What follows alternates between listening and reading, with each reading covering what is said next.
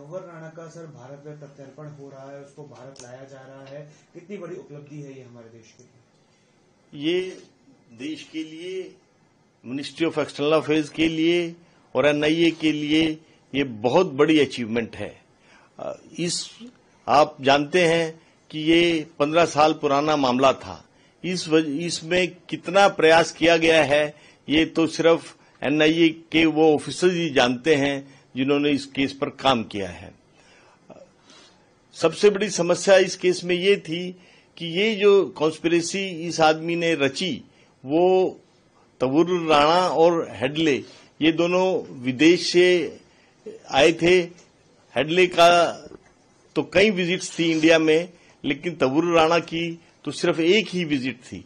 और हमारे लिए full proof evidence, because extradition के मामलों में हमें पहले तो अमेरिकन अथॉरिटीज को कन्विंस करना था और फिर अमेरिकन अथॉरिटीज ने को इंटर्न यूएस की कोर्ट्स को कन्विंस करना था इस आदमी की, तंवर राणा की एक्स्ट्राडिशन के लिए। तो इसमें रेगुलरली अमेरिकन अथॉरिटीज से क्वेरीज आती थी जिनका जवाब एनआईए देती थी और डिफरेंट लेवल्स पर इस केस पर काम किया गया।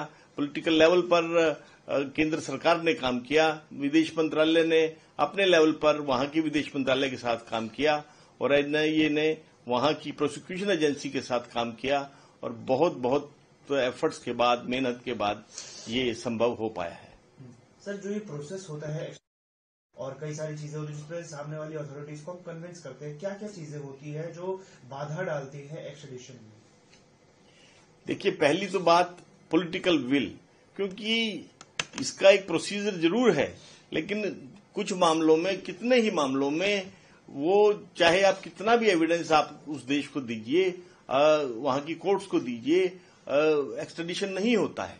भारत पाकिस्तान को दाऊद इब्राहिम के बारे में या लखवी के बारे में या हाफिज सईद के बारे में इतना फुल प्रूफ और कन्विंसिंग एविडेंस देता रहा है, लेकिन कोई एक्स्ट्रेडिशन का सवाल नहीं है। तो पहली बात यह है कि तंवर राणा के मामले में पॉलिटिकल विल भारत की भी थी और अमेरिका की भी पॉलिटिकल विल थी, जिसकी वजह से ये प्रोसेस आगे बढ़ पाया।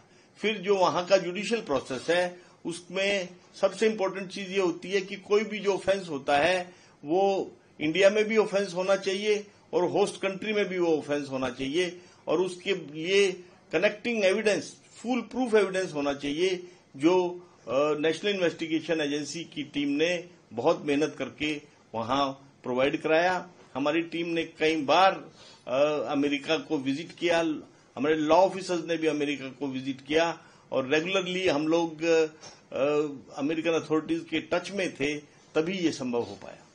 सर, जब तंवर राणा को भारत तरीके से और पूरे उसकी सिक्योरिटी का यहाँ पर ख्याल रखा जाए, क्योंकि जाहिर सी बात है उस पर हमला होने की कोशिश हो सकती है, और साथ ही साथ ये चीज और है कि जब उसे भारत लाया जाएगा तो इन्वेस्टिगेशन किस रूप में आगे बढ़ेगी? देखिए, हमारे यहाँ full proof security systems available हैं और उसको हथकड़ी लगाई जाती है, नहीं लगाई जाती है, ये एक माइनर इशू है। इस इम्पोर्टेंट चीज ये है कि हाँ, भारत सरकार, दिल्ली पुलिस और एनआईए एंश्योर करेगी कि उसके ऊपर किसी तरह की फिजिकल आंच ना आए और एंश्योर करेगी कि उसका प्रॉपर इंटेरोगेशन हो, उससे जो भी एविडेंस मिल सकता है उस एविडेंस को हम कलेक्ट करें और जिस केस में उसको लाया जा रहा है उस केस में उसकी इफेक्टिव प्रोसिक्यूशन हो सके और केस को लॉजिकल कंक्लूजन तक ले जाया जा सके। कौन कौन सी एजेंसी सर इसमें अपनी जांच को आगे बढ़ा सकती है? देखिए, उसको इंडिया में एनआईए के केस में लाया जा रहा है, तो इन्वेस्टिगेशन में बेसिकली उसका प्रोसिक्यूशन इसी केस के तहत होगा, लेकिन भारत की दूसरी इंटेलिजेंस एजेंसीज भी उसकी इंटेरोगेशन में शामिल होकर उससे जो है दूसरे टेररिस्ट से उसके लिंक और अमेरिकन आईएसआई से उसके लिंक और उन सबका आपस के कनेक्शंस के बारे में जानकारी प्राप्त कर सकते हैं, जिसको वो अपने रिस्पेक्टिव केसेस में यूज कर सकते हैं। पर जहां तक मेरा मानना है, इसकी प्रोसिक्यूशन इसी सिर्फ एनआईए की केस जिसमें इसको लाया गया है उसी में हो सकती है। Thank you.